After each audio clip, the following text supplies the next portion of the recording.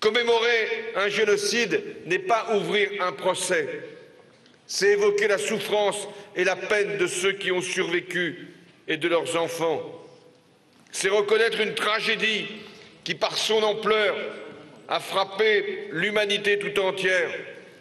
Commémorer un génocide, c'est lutter pour que le souvenir de cette horreur puisse empêcher qu'une autre horreur ne se répète ou ne se reproduise.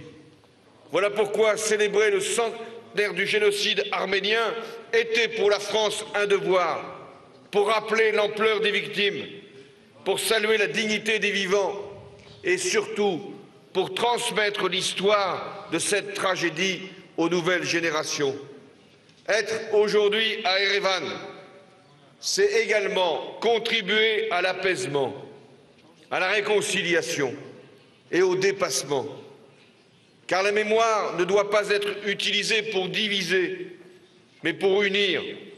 Le centenaire du génocide arménien est donc dédié à la paix et au progrès, pour l'Arménie, pour la région et pour l'ensemble du monde. Le centenaire du génocide arménien, c'est un appel à la paix et à la réconciliation.